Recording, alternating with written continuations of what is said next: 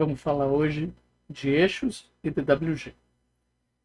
Bom, primeiro eu vou apresentar o DWG para vocês. Nós temos dois arquivos que nós vamos trabalhar. O primeiro arquivo é sobre o terreno e o segundo arquivo, plantas e cortes. Então, vamos dar uma olhadinha na casa aqui de perto. No térreo, nós temos os pilares. Então, nós temos 3, 6, 7, 8 pilares. Tá? Aquela entrada, aquela parede amarela, a entrada com a escada, com aquela escada que nós vimos na apresentação da Casa Redi, uma parede de pedra, um banheiro, um quartinho, um tanque e a escada que vai para o outro pavimento. No primeiro pavimento, nós temos a chegada da escada.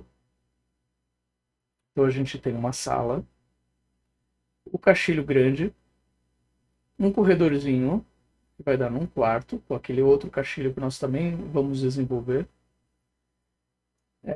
Um banheiro, área de serviço, um escritório, a cozinha e a chegada da outra escada naquela abinha de laje. E aqui a gente já tem o conjunto de vigas que estruturam o primeiro pavimento, com aquelas vigas diferentes que são mais grossas. Tá? No corte, vai ter um corte esquemático aqui. Então nós temos um piso a piso de 3,5 metros, uma estrutura de 47, aproximadamente. 40 centímetros, eu acho. 7 centímetros vai ser de contrapiso, tá? Então vamos considerar que nós temos uma estrutura de 40. Depois nós temos um primeiro pavimento com 2,58 metros e a estrutura invertida para cima. Essa estrutura invertida, nós temos duas vigas altas e duas abóbadas de berço que vão resolver essa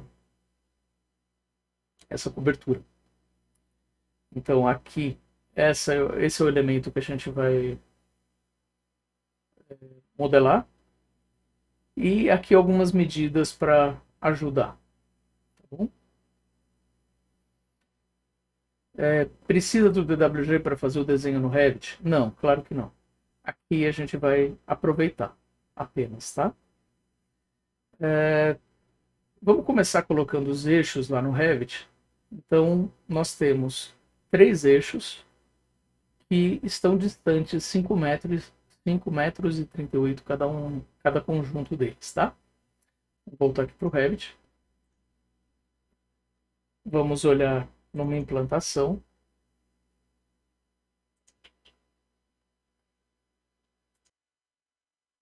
Então aqui é aberta a nossa implantação.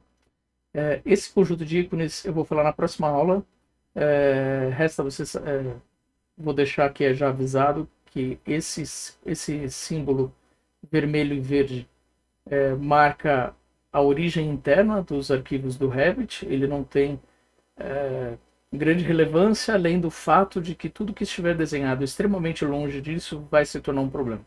Mas isso a gente vai falar na aula sobre localização do projeto e os impactos disso, tá bom?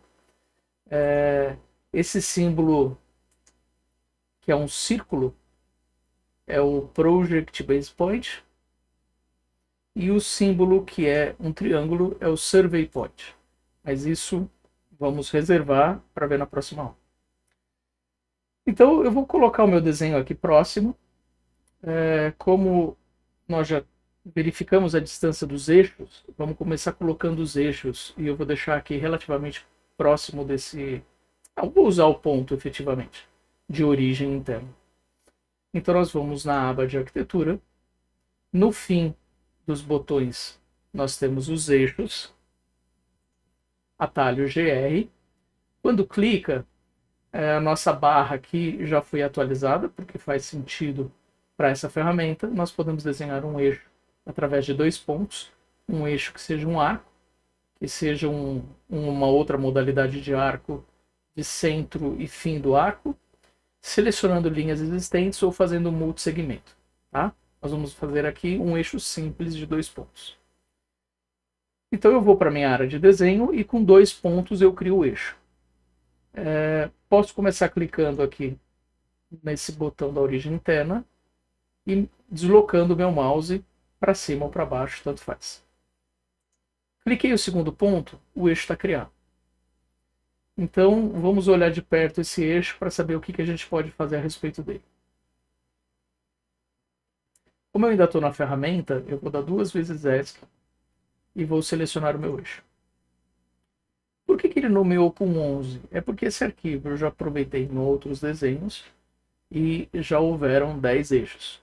Tá? Mas eu posso clicar nele e renomear para 1. Tudo bem.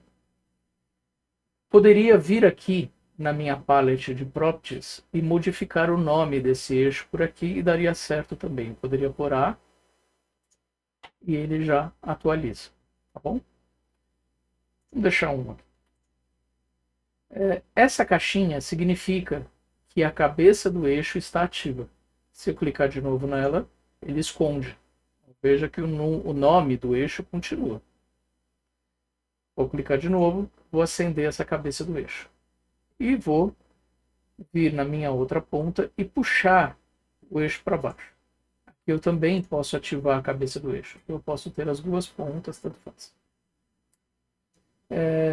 Esse símbolo de interrupção é se eu quiser que ele desvie de algum objeto. Então eu posso reposicionar essa cabeça de eixo. Movendo dessa maneira. Através desse ponto eu consigo trazer o eixo mais para baixo ou para cima. Através desse ponto eu posso mudar a maneira com que esse desvio está acontecendo. E através desse outro grip, desse ponto, eu também consigo controlar isso. Quero desistir? Eu clico nesse grip, aproximo do alinhamento, ele vai magnetizar e depois de magnetizado, ele entende que eu não queria interromper, que eu não queria desviar a cabeça do eixo. Feito isso, nós tínhamos olhado no nosso arquivo que era 5,38 m, né? Vamos conferir aqui se é 5,38 m mesmo. 5,38 m, muito bem. Então, eu vou copiar. Posso clicar em qualquer lugar do meu desenho, eu não preciso clicar no objeto. Clico e mexo o mouse na horizontal. E vou escrever 538 centímetros. Fez o primeiro eixo. Vou copiar de novo, 2 vezes o C. Clico, mexo o mouse. Posso pôr no outro formato, 5,38. Pronto, agora temos os 3 eixos. Uma das manias mais importantes da família de eixo é que ele entende que eixos trabalham em grupo, trabalham juntos. Então, vocês viram que quando eu selecionei um dos eixos, ele mostrou em tracejado a conexão com os outros e mostrou um cadeado fechado. Isso significa que existe uma restrição entre os 3 eixos. Existe uma relação travada. Existe uma condição que não muda. No caso, se eu tentar arrastar o eixo, todos os outros vão acompanhar. Se eu quiser que ele mexa sozinho, sem a interferência dos outros, eu clico no cadeado, portanto eu abri o cadeado, essa restrição não é mais válida. Clico, não solto, mexo o mouse e consigo mexer de maneira independente. O 3 e o 1 continuam relacionados, mas o 2 não mais. Tá? Novamente, se eu desistir, eu aproximo a cabeça do eixo da posição. Quando chegar perto o suficiente, ele vai querer magnetizar. Se eu largar aqui, ele entende que eu quero a restrição de volta. Tá joia? Vamos ver agora na horizontal como que é no meu arquivo aqui, né?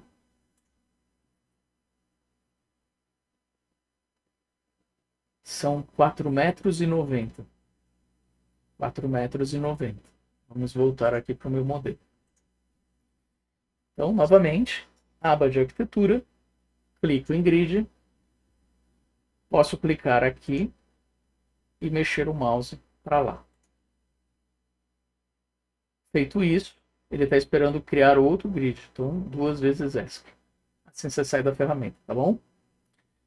Aqui, a sequência, eu vou fazer uma sequência de letras. Vamos só consultar aqui de novo. Trata-se de 3 eixos. Então, eu vou colocar o ponto notável da nossa casa nesse pilar aqui. Então, eu vou copiar para cima 4,90 m. Só que antes, eu vou esticar a perna do eixo, que eu já quero que as cópias fiquem iguais, e vou habilitar aqui. Vou mudar o nome de 4, poderia clicar aqui e trocar, tá? Mas eu vou mudar o nome por aqui mesmo.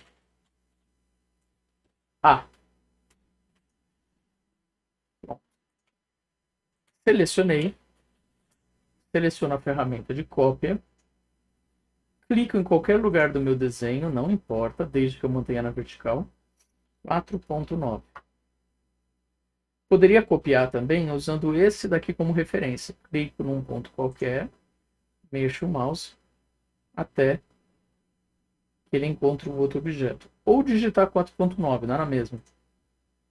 Pronto. Então ele mantém uma certa inteligência. Agora que ele entendeu o que é alfabético, todos os próximos eixos vão seguir essa sequência. Então ele sempre mantém essa maniazinha dessa família, essa característica, tá bom?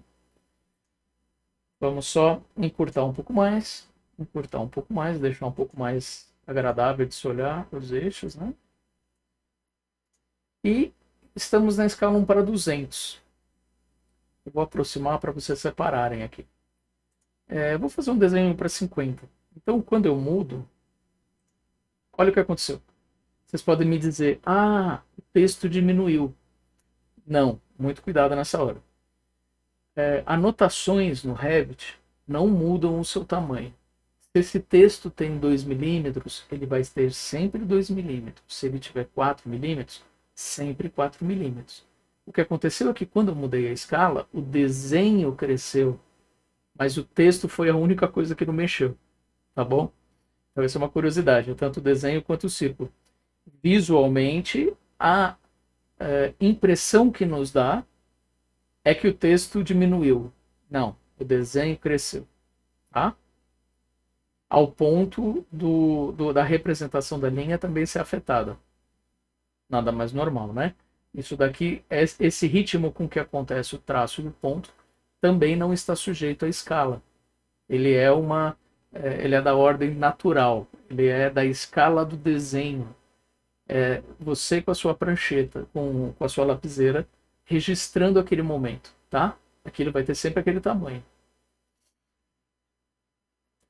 Feito isso, falamos sobre eixos. Vou selecionar o eixo novamente, lembrando que sempre na minha palette de properties, ela vai ser organizada por um grande botão, que é um cardápio de opções, que eu posso clicar e selecionar outros eixos já criados. Aqui eu tenho alguns deles. Se eu trocar, por exemplo, vocês vão ver um efeito direto de que esse eixo é diferente desses, porque esse daqui é do nome eixo geral e esse é do tipo 6.5 Bubble Gap, tá? Se eu selecionar Custom Gap, vai mudar aqui o tipo da linha.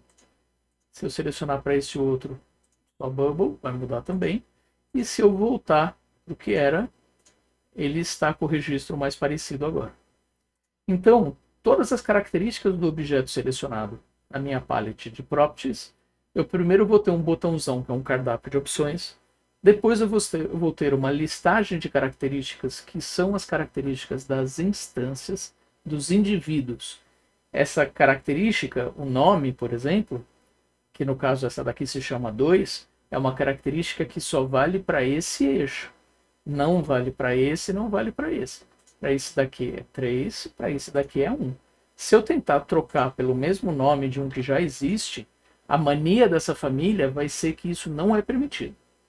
Ele vai falar que o nome já foi usado, coloque um nome único. O que é ótimo, né? Eixos, realmente nós não queremos que 2 eixos tenham o mesmo nome, tá bom? Se eu colocasse 2 linha, ele teria aceito. Esse seria diferente, tá bom? E aqui é um objeto muito simples, então tem poucas opções aqui na minha listagem de características de indivíduo. E aí reparem que eu tenho um botão aqui que é a minha característica de tipo, ou seja, já é um agrupamento de objetos. Aqui o conceito de família começa a ficar mais claro. Eu tenho um objeto único, que é um indivíduo, uma coleção de objetos, que são os tipos, e a comunidade inteira de todos os tipos formam aquela família. Então, a família, no caso, é grid. A característica de instância desse eixo é 2. E vamos ver o que a gente consegue mudar de característica de tipo. A característica de tipo de um eixo, essas características vocês podem construir nos objetos, tá? Você não precisa ficar sempre refém do que vem com o Revit. Algumas coisas não vale a pena mexer. Então, essa organização de grid, por exemplo, ela é bem travadinha. Nós temos que tipo de linha se usa no segmento central? Usa linha contínua. E no padrão, nessa representação, usa esse tipo de linha. Quando eu crio um eixo novo, você quer que alguma das cabeças de eixo já estejam habilitadas? Então, algumas características você já consegue deixar pré-setado. Tá? O símbolo, que é a cabeça do eixo, ele reporta uma outra família, uma família simbólica. Isso a gente vê mais para frente, mas só para você saber. E aqui tem que família que foi carregada. Eu poderia trocar aqui. Se eu trocasse essa família e confirmar, percebam que vai mudar todos os eixos, porque essa é uma característica de tipo. E características de tipo não vão afetar apenas o 2, vão afetar todos os eixos que são do tipo eixo geral. Aqui, essa própria maneira de organizar a janela deixa bem claro qual que é a família. É uma família de sistema, uma System Family. De que tipo? Do tipo grid, eixo. E qual que é o nome desse tipo? Eixo geral. Então, tudo que eu mexer aqui dentro afeta todos os eixos que sejam desse parentesco eixo geral. Vou voltar aqui do jeito que estava. Vou deixar esse outro aqui. Vou apply, voltou. Eu poderia procurar na minha família como que eu edito esse símbolo. Eu posso buscar aqui no meu Project Browser, na minha palette de Project Browser, no campo de família, procuro símbolos de anotação, procuro aquele que nós achamos, que era FD... deixa eu só lembrar do nome que eu esqueci. FDE, símbolo, eixo. FDE, símbolo, eixo. Tá aqui, ó. Clicar com o botão direito e clicar em editar. Percebam que nós estamos no arquivo de Revit. Quando eu clicar em editar, ele vai abrir o arquivo da família. Estamos num ambiente diferente. Nesse ambiente, se eu aproximar, eu consigo controlar qual é o tipo de linha que compõe o círculo e qual é o tipo de texto que compõe essa informação que ele vai usar lá. E assim, tudo que vai qualquer objeto de família vai funcionar desse jeito dentro do Revit. As que são passíveis de serem arquivos externos podem ser acessadas, modificadas. Carreguei dentro do projeto, eu atualizo tudo. Tá bom? Vamos ver isso com calma. Isso é só um primeiro sobrevoo sobre o assunto. Vou fechar a janelinha aqui de família e vou voltar para o meu arquivo em que eu criei os eixos. Muito bem. Outra característica de eixos que é bem-vinda é que quando eu desenhei na implantação. Ela vai aparecer na minha planta do térreo, ela vai aparecer na minha planta estrutural do primeiro pavimento. Se eu estender mais a crop, eu vou enxergar o restante dos eixos, tá? É como se fosse uma viewport. É uma viewport. Então, com isso, eu vou configurando cada uma da lente das minhas câmeras, tá bom? Vamos voltar para a implantação. Se eu olhar em 3D, o eixo não aparece. Ele teria dificuldade de mostrar o eixo aqui. Eu só consigo ver os níveis. Consigo ver o nível do térreo e o nível do primeiro pavimento. Tá bom? Então, agora como que vamos inserir DWGs? Vou abrir o arquivo DWG. Primeira coisa que vocês devem fazer, vou começar colocando esse arquivo de referência para a gente ter, tá? Primeira coisa que nós devemos fazer quando a gente abre um DWG é aproximar de uma cota conhecida e tirar uma distância. Então eu vou clicar um botão numa das pernas da cota e na segunda perna da cota. E vou olhar que o valor registrado foi 5.375. Eu pus 5,38, depois eu corrijo lá, 5.375. Pois bem, o que eu consigo concluir? Se trata de uma casa e o valor é 5 ponto alguma coisa, eu entendo que a unidade seja metro. Então é isso que eu preciso saber para o Revit. Esse desenho foi produzido em metro. Se tivesse a distância aparecido aqui, 537,5, como sugere a cota, eu faria uma nota mental de que esse desenho foi feito em centímetro. E é isso que vai importar dentro do Revit, tá? No nosso caso aqui, foi desenhado em metro. Então, vou digitar units para olhar qual que é a escala de inserção. No AutoCAD, esse campo serve apenas para quando objetos são inseridos nele, e no Revit ele vai usar essa informação para saber a unidade em que esse desenho foi gerado. Então só atentem que essa informação seja coerente com o que vocês viram. Porque aqui para o CAD, se eu passar para centímetro, não vai fazer a menor diferença. No Revit vai. Então é importante que esse campo seja coerente com a informação que vocês constataram na distância. Se tivesse sido centímetro, se fosse 537,5, sem problema, você selecionaria aqui centímetro. É isso que importa. Então vou dar OK e vou salvar esse meu arquivo. Vou voltar aqui para o Revit. Aqui que eu já sei que a distância estava errada, já vamos corrigir. Vou clicar no objeto que eu quero que mova. Vou selecionar o valor da cota e vou dizer que é 5,375. Vou dar Enter. Com isso, ele mexeu a sua posição. Agora eu quero mudar esse aqui para 5,375 também. Para que eu consiga que essa informação seja correta sem estragar essa aqui, eu preciso selecionar outro objeto. Eu preciso selecionar o objeto que vai precisar ser movido. Tá bom? Seleciono aqui e troco para a informação correta. Pronto, mexeu, está corrigido aquela base que eu tinha feito. Tá? Eu vou colocar aquela planta na implantação mesmo, se bem que vou colocar no primeiro momento na implantação, aquele DWG. Como que a gente faz isso?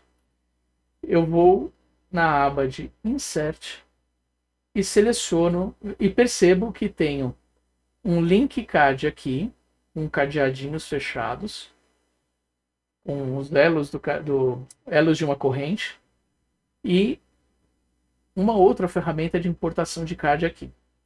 Qual que é a diferença entre esses? Nesse daqui ele vai simplesmente trazer o DWG e importar. E não vai ter maior consequência do que isso. Nesse outro, ele vai guardar um link com aquele arquivo de CAD. E se eu precisar mexer algo naquele arquivo de CAD, eu posso dar um recarregar e ele atualiza esse DWG. Ou seja, ele mantém uma vigilância em relação a esse arquivo externo, a esse DWG. Para quem já mexe no AutoCAD, ele é parecido com o processo do XREF, de você manter uma referência externa e manter uma vigilância com ela, tá bom? Aqui, no caso dessa casa, é tudo muito simples, então vamos usar a ferramenta simples de importação de CAD. Depois, eu vou explicar para vocês o que é essa setinha aqui, que é uma tabela de importação. Mas isso vamos deixar para a aula de Drafting View, que a gente vai ver mais para frente. Então, botão Import CAD, vamos clicar aqui. Ele vai abrir uma janela de diálogo em que ele fala, tá bom, me mostra o DWG que você quer. Então, o arquivo que nós queremos é esse, plantas e cortes DWG Casa Portinho. Agora eu vou explicar para vocês essas opções e qual é a consequência de cada uma delas, tudo bem? Bom, primeira delas, se eu quero trazer esse DWG apenas na vista corrente, essa é uma opção bastante importante. Se eu clicar nessa caixinha, a coisa vai se passar como se eu tivesse decalcado o DWG na lente da câmera que está olhando o objeto. Então só vale para aquela câmera, tudo bem? Se eu deixar desmarcado, é como se eu tivesse mandado imprimir aquele DWG numa imensa plotter, numa folha, sei lá, com valor negativo, né? A-5, uma folha gigantesca, e que depois de impresso na escala 1:1, eu tivesse desenrolado essa planta no meu canteiro de obras. Então, se eu olhar no ponto de vista de uma planta, eu vou ver aquele registro DWG. Se eu passar de helicóptero, eu vou ver também, tá bom? Basicamente é essa a diferença. Deixando desmarcado, não clicando, é como se eu estivesse colocando esse DWG no mundo da modelagem. Se eu clicar, é como se eu estivesse decalcando na lente da câmera, tá bom? Aí aqui eu tenho uma opção de cores, se eu quero preservar as cores, se eu quero inverter as cores ou se eu quero trazer em branco e preto. Como a maior parte dos usuários de AutoCAD mexem com um fundo preto, e aqui no Revit o fundo é branco, significa que algumas cores que têm um ótimo contraste no fundo preto, como o amarelo, como o verde, vão ter um contraste bem ruim inseridos num fundo branco. E o contrário também é verdade, né? As cores muito boas para fundo branco vão ter uma visibilidade bem ruim no fundo preto. Então é para isso que serve o preservar cores ou inverter. Ele tenta pegar as cores que têm maior problema de contraste e já inverte o espectro dela para uma cor de visibilidade melhor no fundo branco. No caso aqui nosso, eu vou deixar ele trazer em branco e preto mesmo. Não tem maiores consequências do que isso para mim. A unidade de importação é aquilo que nós fomos olhar lá no arquivo de CAD. Se vocês verificaram que aquele desenho para inserção está usando a escala de metro, então metro aqui também. Tá? Eu não recomendo muito deixar o Auto Detect. Em versões antigas isso dava muito problema. Eu nem fico fazendo teste mais nas outras versões. Eu acho tão fácil verificar a unidade que eu prefiro só verificar e ok. Acontece muito, às vezes, de alguém trazer numa escala muito errada, 100 vezes menor, 1000 vezes menor, e mal vê que colocou o DWG. E aí fica clicando, achando que não está colocando, e está colocando vários registros de DWG muito pequenininhos ou muito grandes, tá? Se vocês fizerem essa verificação, já corrige esses problemas. Essa opção daqui, eu prefiro desmarcar. Isso daqui ele está falando o seguinte, pequenas imprecisões de paralelismo de linha, você quer que ele arruma? Isso acontece muito com usuários de CAD que não prestam tanta atenção na ferramenta de perpendicular, e quando fica movendo linhas, copiando linhas para lá e para cá, muitas vezes acaba errando os snaps.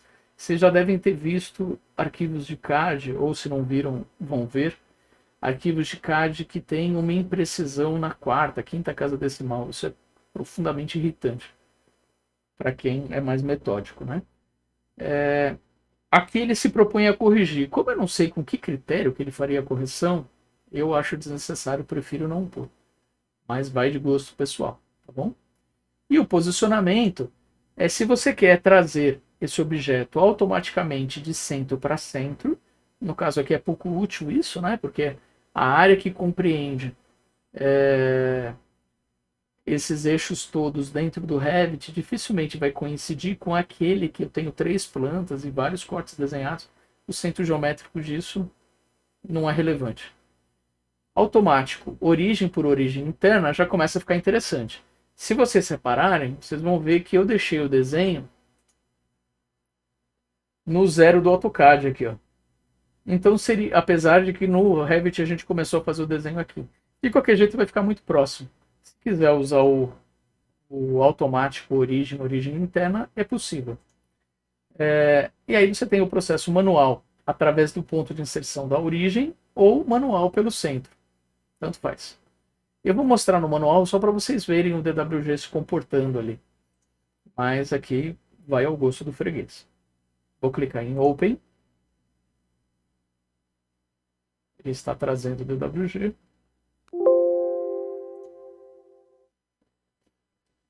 Esse Proxy Graphics ele vai dar pau nas escalas de linhas que estão aparecendo aqui, mas ele conseguiu trazer o DWG, então eu vou ignorar esse alerta. Se for uma dificuldade muito grande para ele trazer o DWG, ele vai te avisar que ele não conseguiu trazer, aí você vai ter que entrar lá no AutoCAD e trocar esse Proxy Graphics de 0 para 1. Mas enfim, aqui não foi um problema. Então, o meu DWG está esperando ser inserido, eu vou simplesmente clicar para vocês verem. Tá? Se eu aproximar o mouse, vocês vão ver que ele vai aparecer um retângulo azul. Se eu clicar nele, como tudo dentro do Revit, a palette de properties vai tentar falar o que ele conseguir sobre o DWG. Então ele vai falar que a escala de inserção foi fator 1, ou seja, não está escalonado esse desenho. Ele está sendo colocado background, então se ele passar por outro objeto que seja um elemento do Revit, por exemplo, uma mesa, a mesa vai ficar na frente desse DWG. Tudo bem, num primeiro momento está ótimo desse jeito. Se precisar mudar, a gente muda, tá bom? Aqui eu vou dar uma dica que é o seguinte. Esse nosso desenho DWG, ele está preto, assim como o nosso desenho do CAD, do Revit. E isso pode ser um pouco chato de perceber às vezes, o comportamento desse DWG, ou o que é DWG e o que é Revit. Então, eu costumo mudar a cor de apresentação desse DWG para enxergar com mais clareza a minha referência e separar o que são objetos do Revit do que são referências apenas, tá? Como que a gente faz isso? Aqui eu vou introduzir uma ferramenta bastante importante, que é o controle de visibilidade das câmeras. Falei câmeras no geral, porque vale para 3D, vale para cortes, vale para plantas estruturais, para as plantas de forro, para 3Ds, tá bom? O atalho desse controle de visibilidade é o controle de como os elementos são apresentados nessa vista, vai pelo atalho VV, de visibilidade, tá? VV, ou Overrides Gráficos. De quem? Da Floor Plan. Qual Floor Plan? Implantação. Então aqui, o que eu gostaria que vocês entendessem é as características, as qualidades que vão governar como esses objetos são representados dentro dessa vista, vale apenas para essa vista. Tá bom?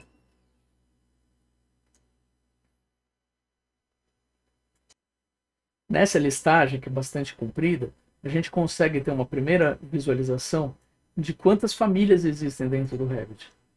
Aqui, essa listagem, cada um desses itens, cada uma dessas categorias representa uma família. Um casework é marcenaria, forro, pilar, conduíte, painel de parede e cortina, montantes, desenhos 2D, DTI itens, né? Portas, tá bom? Então, é uma infinidade de famílias aqui. Então, essas são as possibilidades de modelagem que a gente vai ter. Isso do que se refere a categorias de modelo, do mundo da modelagem. A gente vai ter também um conjunto de famílias do mundo das anotações. Então, se eu quero controlar texto, se eu quero controlar janelas de detalhamento, callouts, se eu quero controlar cortes, como a representação de corte vai se comportar, é através das categorias de anotação. Aí eu tenho categorias de modelo analítico, categorias importadas e filtros. Filtros é uma das ferramentas mais importantes que tem no Revit, tá? Só dando um preview. As categorias de importação, eu vou achar o meu CAD. Se eu clicar no maisinho, eu tenho a apresentação do DWG e depois os layers desse DWG. Tá? E eu consigo configurar, eu consigo criar um override, consigo criar uma sobreposição de representação desse objeto. Então eu vou selecionar a primeira linha e com o Shift acionado eu vou selecionar até a última linha. Com isso eu posso clicar no override e mudar por atacado essas representações. Então sim, eu vou pedir um override. Aí ele vai me falar, tá bom, você quer trocar, você quer substituir por um outro padrão de linha? Não, não, não. Linha contínua para mim tá ótimo. Espessura de linha, eu vou falar depois sobre essas espessuras, mas eu vou deixar numa caneta. Não precisa da override, do jeito que chegou tá bom. Esse aramadinho, tudo com linhas finas, como referência tá ótimo. E cor? Ah, cor eu quero trocar. E aqui eu vou sugerir uma cor bem berrante. Um pink bem forte. Uma cor bem viva, tá? Dos meus testes, eu acho que dos melhores resultados foi com essa cor. Vou clicar em OK. OK. E agora ele atualizou. Ó. Todos têm um peso gráfico, tem uma mudança, um override de representação.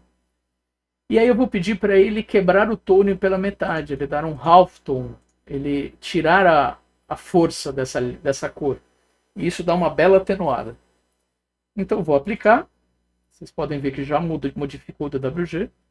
Vou clicar em OK. E agora fica muito mais fácil para eu enxergar o que é DWG e o que é elemento nativo do Revit. Tá? Agora eu vou mandar sobrepor aqui. Como eu estou na minha implantação, vou colocar aqui o térreo para vocês verem. Vou na minha aba Modificação e Alinhar. Cliquei em alinhar, entrei na ferramenta. Percebam aqui no status bar aquela dica que eu já dei para vocês. Selecione a primeira linha como referência para o alinhamento. Então, esse primeiro eixo aqui vai ser a referência. E aí, quem vai para lá? Esse eixo. Foi. E agora, vou selecionar o eixo como referência, selecionei o do meio, selecionei o eixo do meio. Foi. Agora eu tenho o meu DWG colocado no encontro, né, o meu ponto inicial acontecendo no encontro do pilar. A gente não precisaria ter começado a desenhar por esse ponto, tá? A gente pode mover isso aqui depois. Mas eu achei mais prático mostrar para vocês primeiro essa possibilidade, tá bom? É isso. Próxima a gente vai começar a colocar os elementos usando esse DWG. Ah, eu vou falar uma coisa. Se eu quisesse pôr vamos colocar essa representação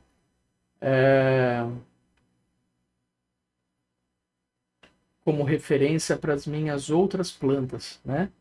Então eu posso selecionar esse DWG, dar um Ctrl C, vou na minha planta do térreo e venho no meu polar, que está em Modify, polar, na vista corrente. Decalcou o DWG. Só que eu vou ter que fazer aquele processo todo de novo. VV de Visibility, categorias importadas, clico no mais, primeira linha, Shift apertado até o último, Override, troca a cor, Pink, Half Tone, OK. Então eu coloquei aqui no térreo também. Agora vamos supor que eu queira colocar no primeiro pavimento. Então nós já vimos como a gente cria uma planta. Vamos criar a planta do primeiro pavimento que não está aqui. Vamos em View, Plan View, Floor Plan, está faltando a Floor Plan, né? Seleciono o level que está faltando, que é o do primeiro pavimento, e clico OK. Foi adicionado, agora eu tenho um novo. Já estou com o meu AutoCAD em Ctrl C. Vou alinhar a vista corrente. Coloquei o DWG de novo. Com a diferença de que eu preciso mudar a referência. Aqui é o primeiro pavimento que me importa. Então, vou selecionar a linha desse eixo e vou mover para cá. Lembra que eu falei para vocês que é como se eu tivesse decalcado na minha lente da câmera o DWG? Se eu for aqui, tá diferente, ó. Porque nessa lente está decalcado esse DWG e nesse primeiro pavimento esse outro, tá? Que não necessariamente é o mesmo. VV de Visibility, categoria importada. Selecionei a primeira linha, a última, Override, cor, pink. Ok. Halftone. Beleza.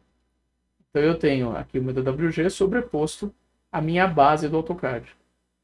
E posso, inclusive, na minha planta estrutural, ter no meu primeiro pavimento, uma cópia ainda da minha planta estrutural. Mas isso eu vou deixar para fazer quando a gente for colocar a estrutura, porque assim fica quase como uma revisão. Beleza? É isso aí, até a próxima aula. Valeu!